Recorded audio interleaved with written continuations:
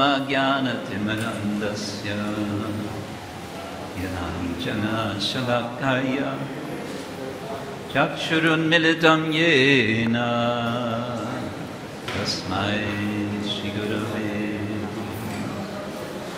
Shri Chaitanya Manobishtam Shtapitam Yena Bhutale Swayam Rupakadamayam Dati Svapadantikam Vandeham Shri Guru Shri Yutta Paragamalam Shri Gurun Vaishnavanscha Shri Rupam Saradatam Sahaganaraganatam Hitam Tam Sajivam Sadvaitam Savadutam Parijana Sahitam Krishna Chaitanya Devam Shri Radha Krishna Padan Sahagana Lalita Shri Vishakam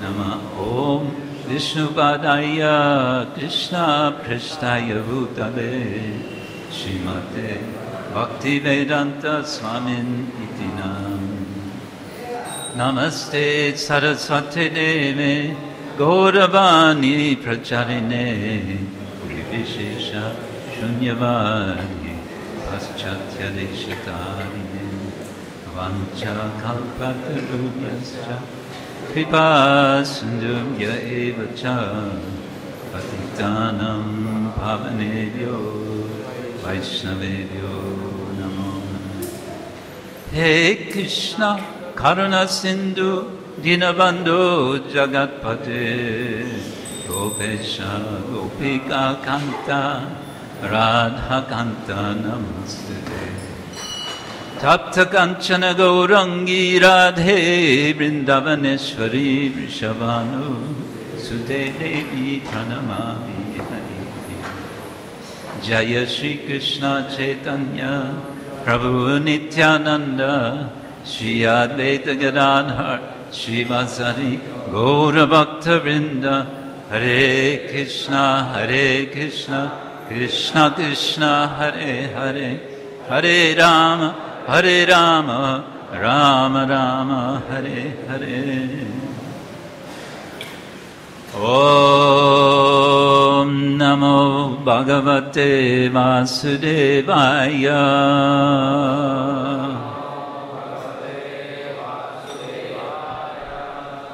Om Namo Bhagavate Vasudevaya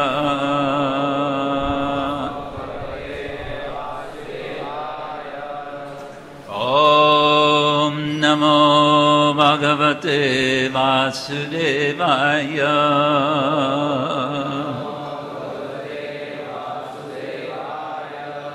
Narayanam Namaskritya Naram Chaiva Narottamam Deving Saraswating Vyasam Tato Jayamudiraye Nashta Prayesha Bhavadreshu Nityam Bhagavata Sevaya Bhagavati Uttama Shloke Bhakti Bhavati Naishtiki. I've selected one verse from 3rd Canto, chapter 15. The chapter is called Inscription of the Kingdom of God. And this is verse number 43. It's a very famous verse. I consider it one of the most important verses in the Bhagavatam. So let's chant this together. This is a nice verse to learn, to memorize, if you like to memorize verses.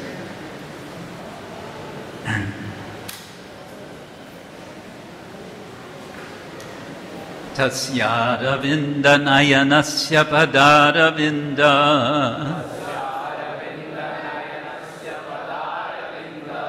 Tasyaravinda nayanasya padaravinda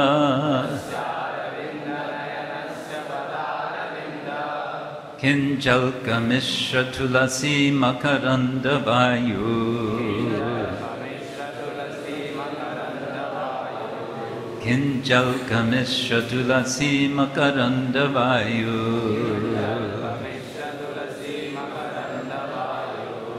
Antargata Swavivarena Chakaratesha.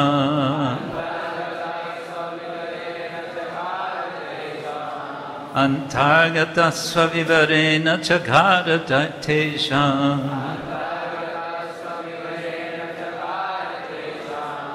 Sankshovam Akshara Jusham Apichittatanvo.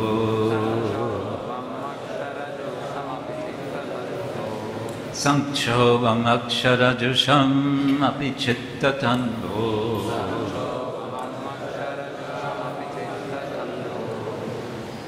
Please chant. Anyone? Tashyaravindanayanaśya padaravindo.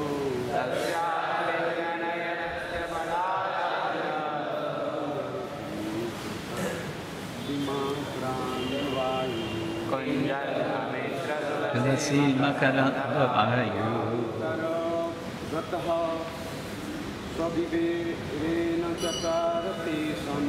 Antargata Swavivarena Chakaratesha.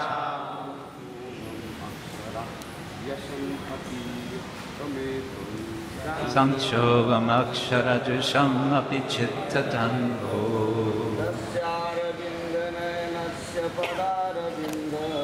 Tasyaravindanayanasya padaravinda.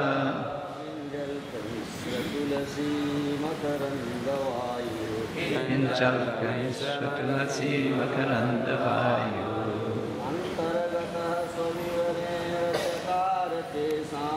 Antargata Swavivarena Chakaratesha.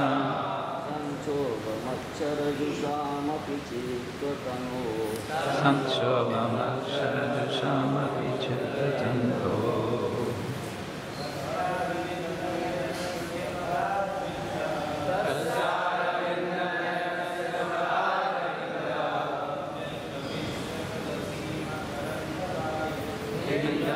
Mishra Tulasi Makaranda Vayu.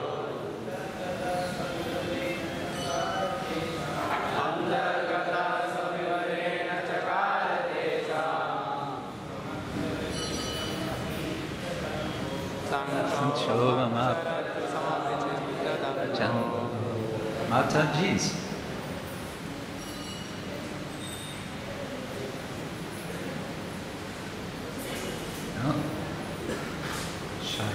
Okay. What does this mean? What does this verse mean? Tasya, of him. Aravindanayanasya, of the lotus-eyed Lord. Pada Aravinda, of the lotus feet. Kinjalka, with the toes. Mishra, mixed. Tulasi, the tulasi leaves. Makaranda, fragrance. Vayu, breeze. Antagata, entered within. Swavivarena, through their nostrils. Chakara, made. Tesham, of the Kumaras. Sankshobam, agitation for change. Aksharajusham, attached to impersonal Brahman realization. Api, even though. Chittatanvo, in both mind and body. Translation and purport by His Divine Grace A.C. Bhakti Bhaktivedanta Swami Srila Prabhupada Ki Jai. Translation.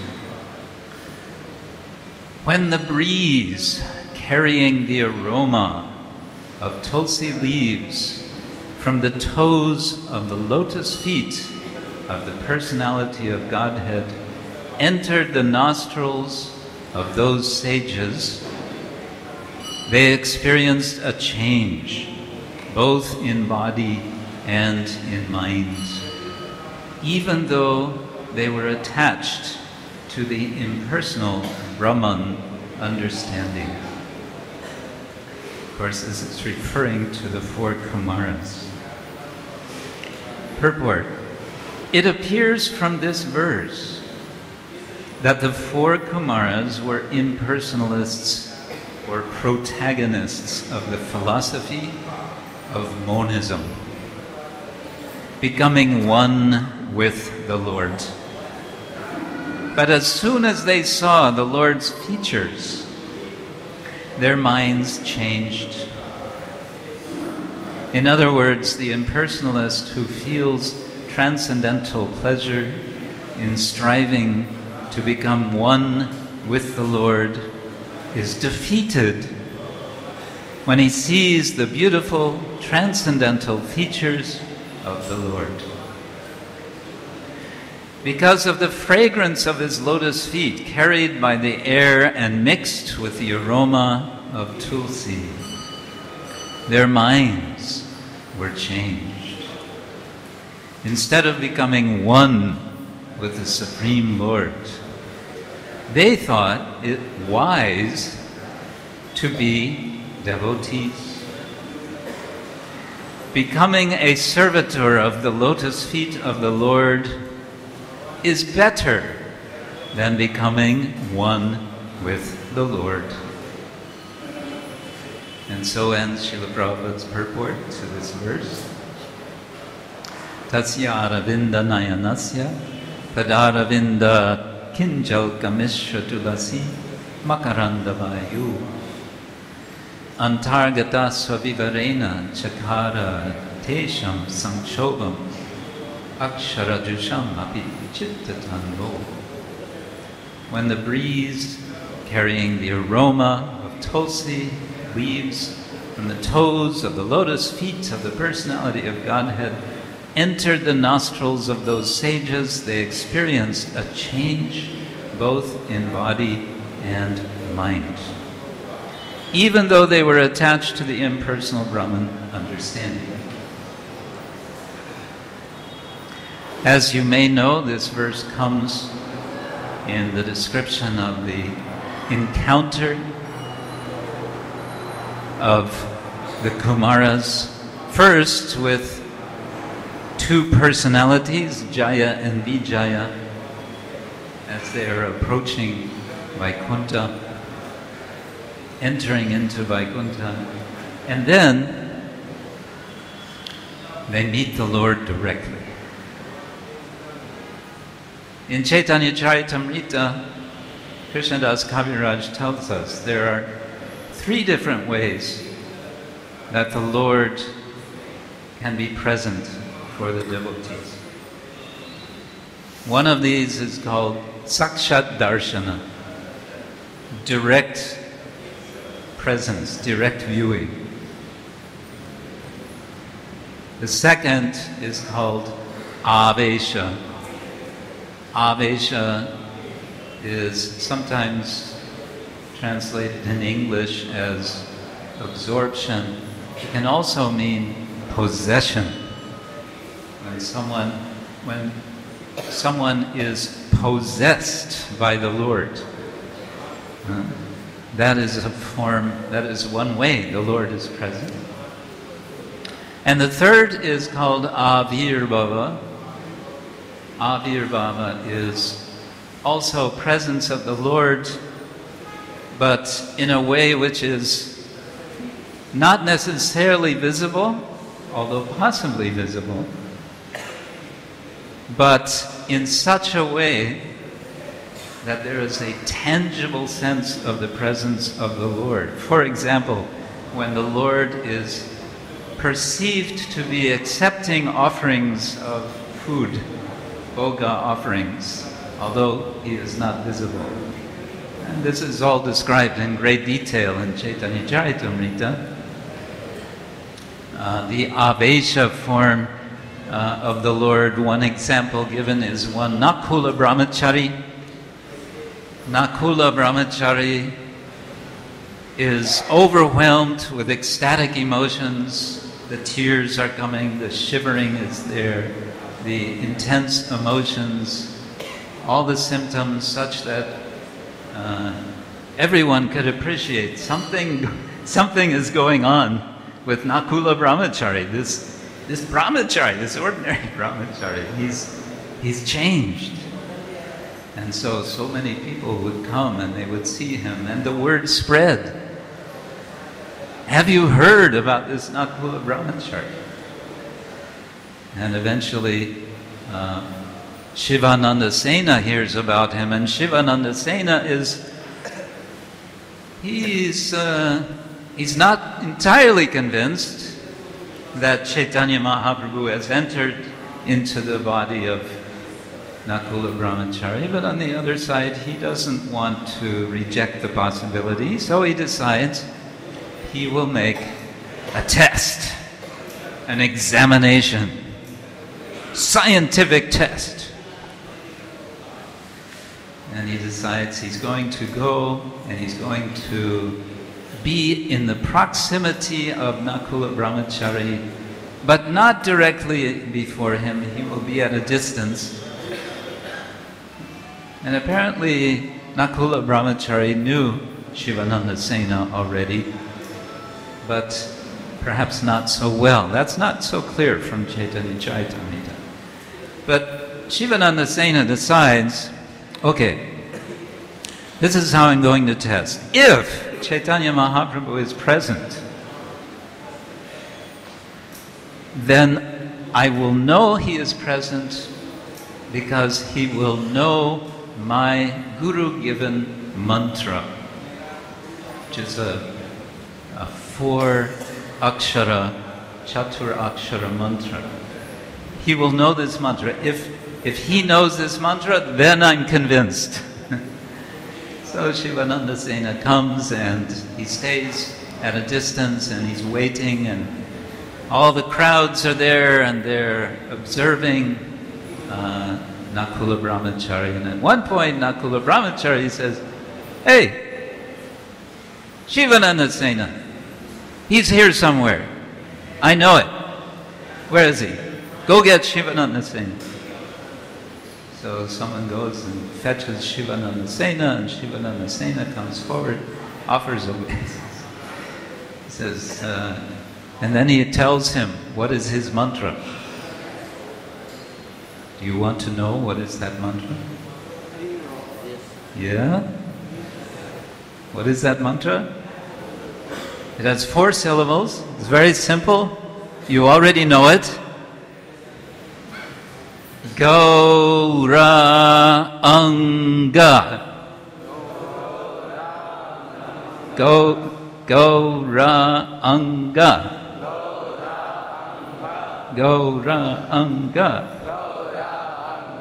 We usually say Gauranga. Right? So then Shivananda Sena was convinced, okay, yes, the Lord is present. Avesha. This verse is not speaking about Avesha, this is about Saksha Darshana.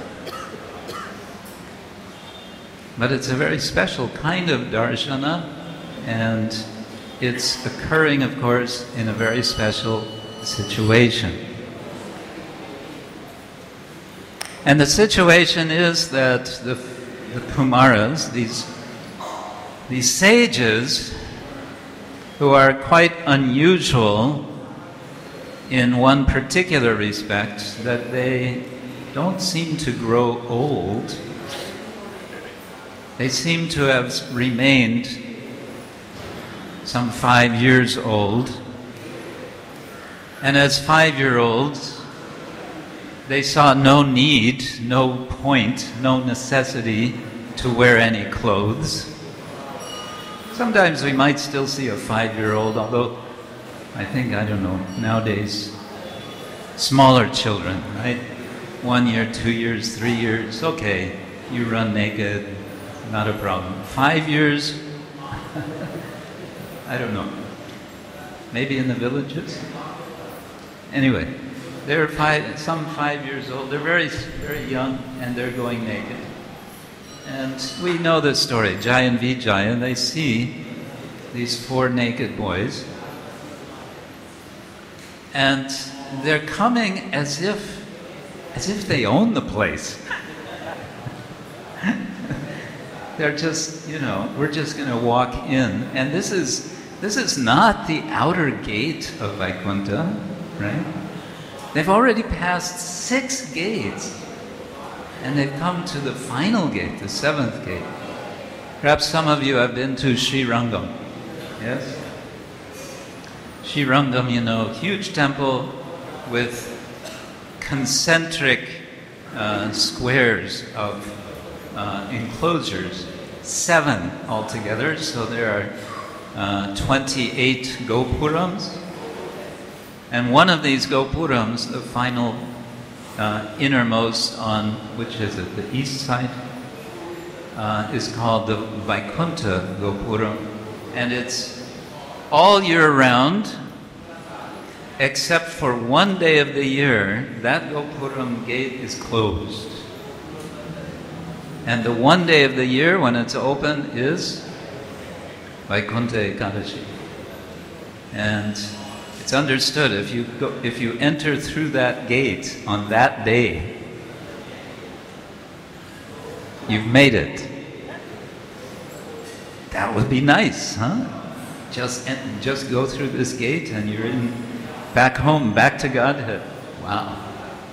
So on that day, of course, how many thousands of people are coming? They want to get this.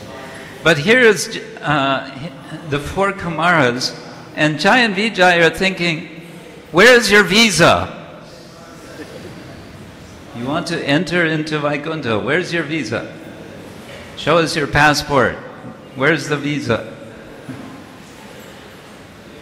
They don't have a passport, they don't have a visa, they don't have anything, they don't have any clothes, they don't have anything. And they're just marching in. Wait, you can't just march in like that. And so they obstruct them. Now, how does it feel? We've all had some experience of being in some situation, isn't it, where you want to go somewhere and someone obstructs you. Have you ever had that feeling? Have you experienced that? Yeah? Many of you know you never had that experience. You live a very free life. Congratulations. For those of you who have experience, how do you feel? How does it make you feel? Angry. Huh? Angry. Angry, yes. You feel upset, you feel angry. So the 4 Kumaras. Now you may say, wait, these are great sages. How is it that great sages are becoming angry? Something wrong here. Well, that's another discussion, but in any case, they become angry, and they show their anger. And how do they show their anger? With their words. And what words do they speak? Ooh, very strong words indeed. Not the sort of words that you or I would want to hear. Imagine you are at the threshold of the gate of Vaikuntha. In fact, you have a position there. And we may say this was exactly the problem. The gatekeepers were thinking, we have a position. This is one of the dangers of spiritual life, which is in the situation of institution, of organization. We get some position, and then we think, I have a position. And then what happens, the problem we heard very nicely discussed yesterday by Gopeshwar Prabhu, the problem of pride. No special qualification of ourselves, but we're thinking, I have a position, so this position qualifies me. And then we try to hide. The tendency can be there to hide behind the position. And with that position, to try to exercise power. There's different kinds of power. One American economist from late 20th century, he spoke of 3 kinds of power. One of them is what he called threat power, the power of the weapon.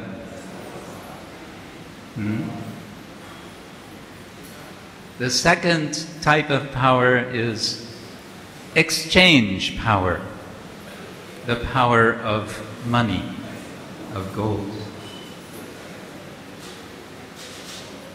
The third type of power, he explained, is the power of love. Now, this was an economist, a Nobel Prize-winning economist to boot. And so he's an economist. So which of these 3 types of power do you think he would say is the greatest? Exchange power. You would think he would say that, but that's not what he said. He said the greatest power is love power. And that is what is being demonstrated in this verse.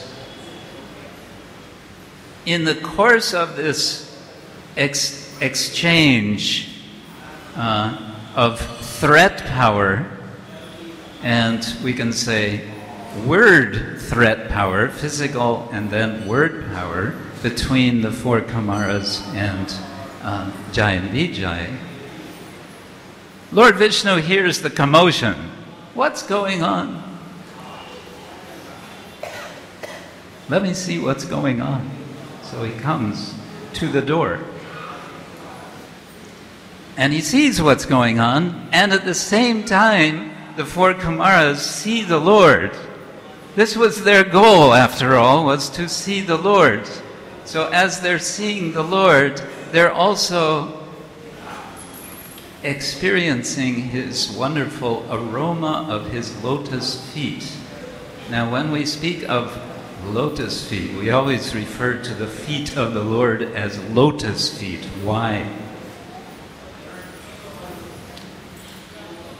What's so special about lotus flowers?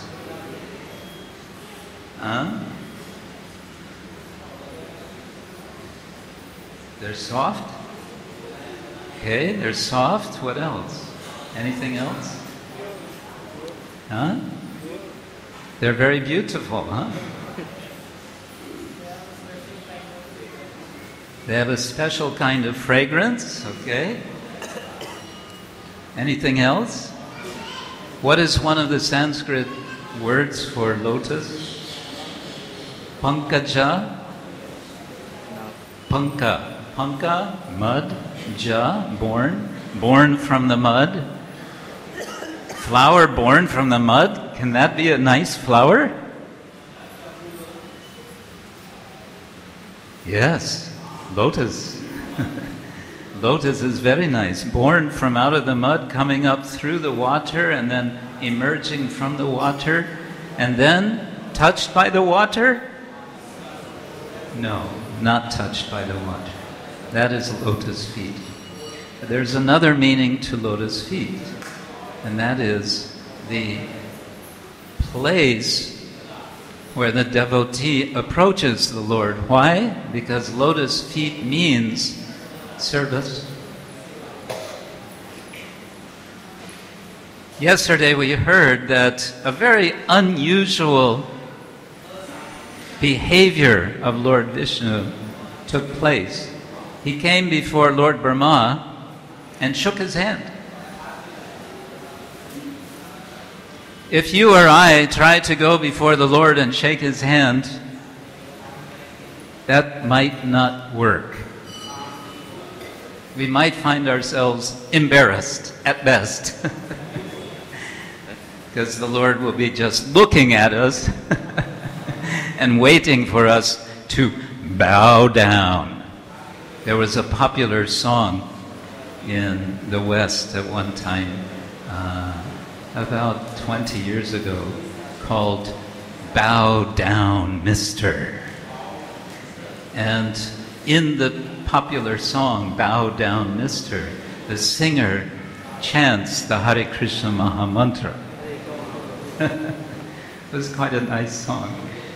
We had one event with that singer together with devotees in Moscow in 1992.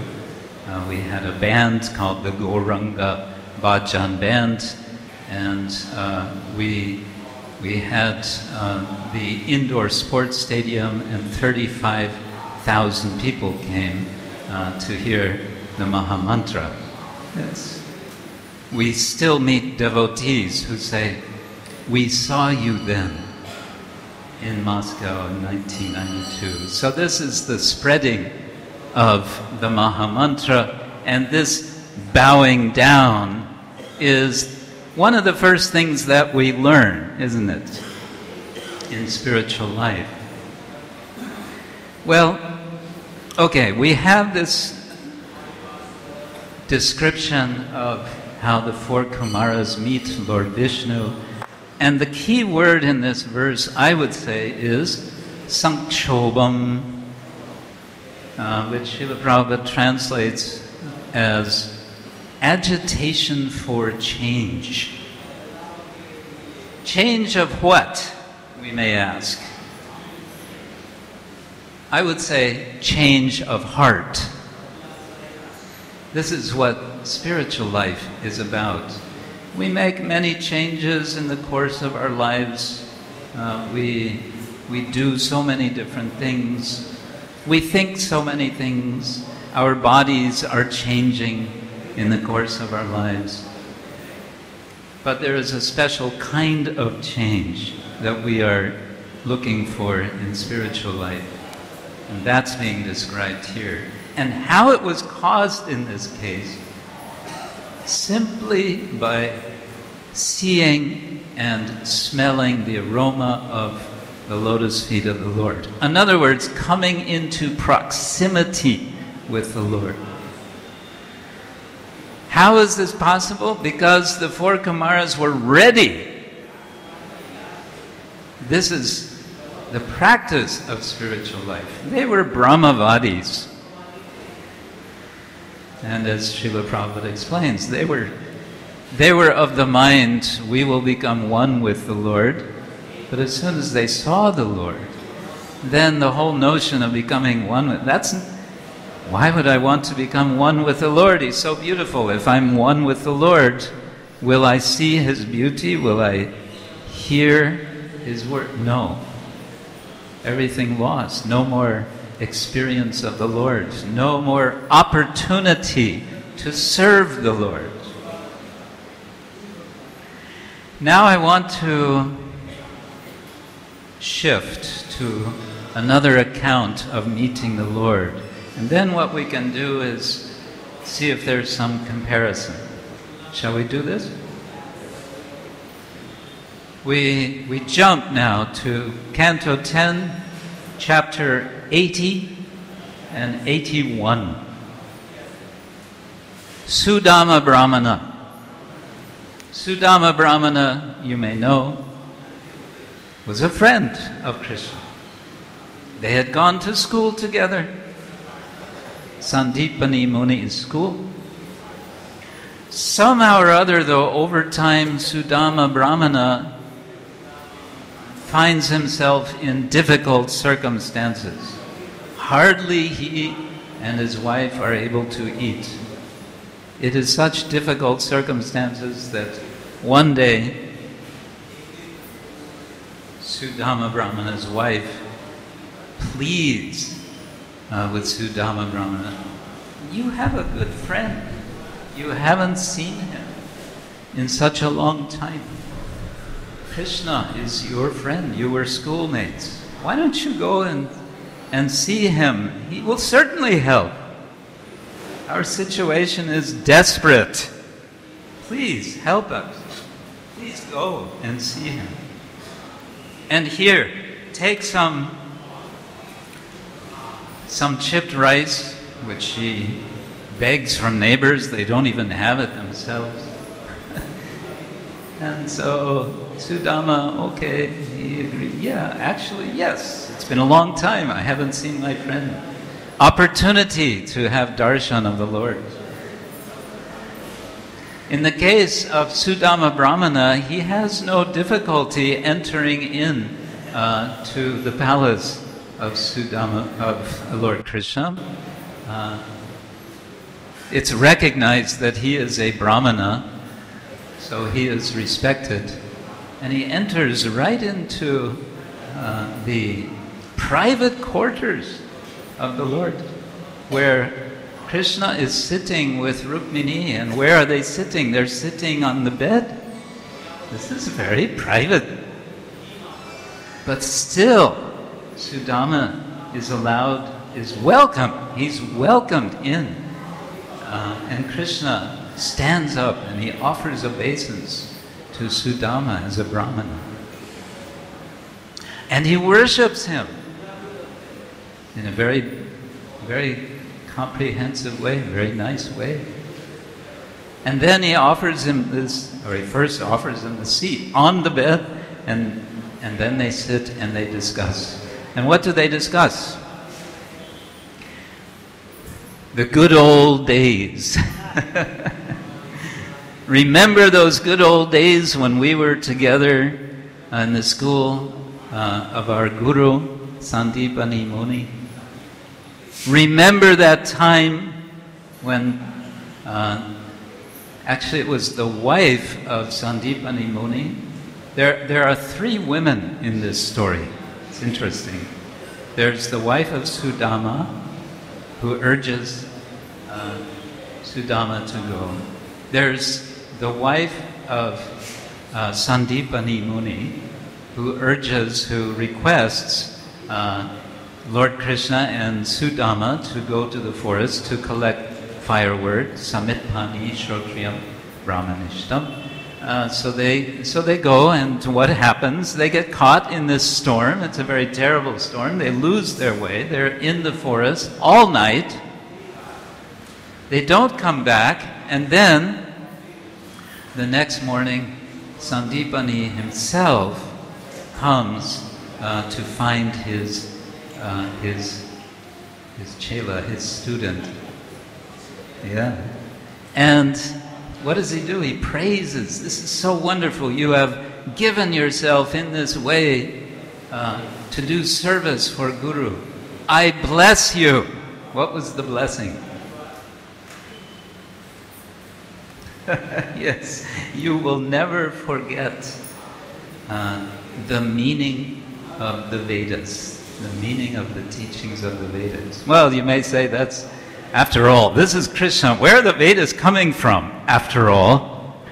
Right? Vedanta krit Vedavit eva chaham. So anyway, like that he is blessed. So they're remembering all of this. At the same time, Sudama is all the time recognizing Krishna to be the Supreme Personality of Godhead.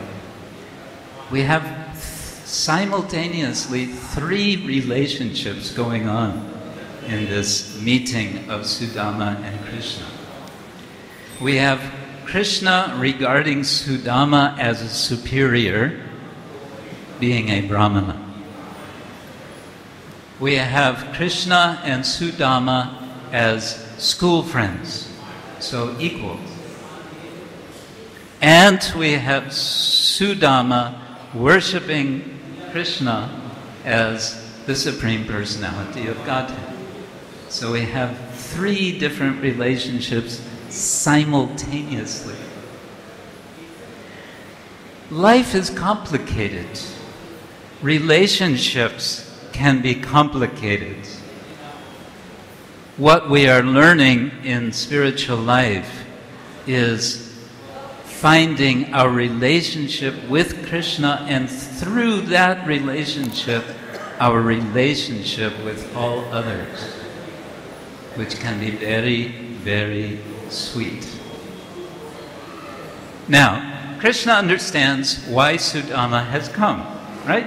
After all, he's the Supreme Lord. He doesn't have to ask him, why have you come to see me? No. He knows why he's come. And he wants to bless him. And he knows how he's going to bless him.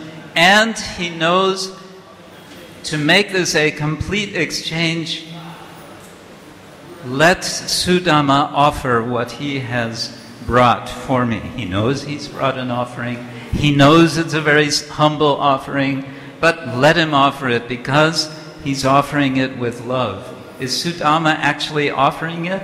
No, he keeps hiding it. Why? Because he's embarrassed. But he wants to offer. He's offering himself, actually. And so what does Krishna do? He reaches out and he grabs the offering from the cloth, which was in which Sudama is hiding this chipped rice. And of course, and at that time, Krishna quotes himself. He quotes himself from Bhagavad Gita. Did you know that? Patram pushpam palam toyam yome bhakta prayachati taraham bhaktyuparitam ashnami prayata atmana. He's quoting himself. I accept a simple offering if it is offered with love. Right? So he accepts, he grabs the offering. Usually, don't think we can go before Krishna and hide things from Krishna and wait until Krishna grabs it out of our hands. No, that's not our process. We cannot imitate Sudama. But in the case of Sudama, Krishna is grabbing a fistful, a palmful of this chipped rice and eating. And he is so satisfied with this. But he wants more. But what happens? This is when Rukmini steps in. Stop! Don't take more. And the acharyas say that she is worried. They say different things. One is, Kshetra Swami, I think it is, says she is worried that if he takes more, then she's going to become so obliged to Sudama that she's going to be in trouble. So, one is enough. And the other concern, I believe it was Vishwanath Chakravarti Thakur, says, if Krishna takes more, there's not going to be enough for us to distribute for myself, Rukmini, and all of the other maidservants and assistants. So stop, she says. Now, what is Sudama's mood in all of this? He's just happy to have darshan of the Lord, sakshat darshan. So much so that he completely forgets what he's come for, according to his wife, right? And so he goes back home, and he's floating by this time. He's floating because he's had the Lord's darshan. And he comes back home. And what does he see when he comes back home? At first he's not sure. Maybe I've come to the wrong address. I thought I live on this street. But then he sees his wife. She comes out, and it is his wife, but she's not dressed as she normally was. She's now dressed in so many nice clothes, and she's wearing such nice ornaments, and there's a big palace, and so on. Now, this description of his home reminds me of the description of Vaikuntha, which is given in the previous chapter from our verse today. So we're getting, in a sense, an anticipation. What's the Hindi word for anticipate? Anticipation.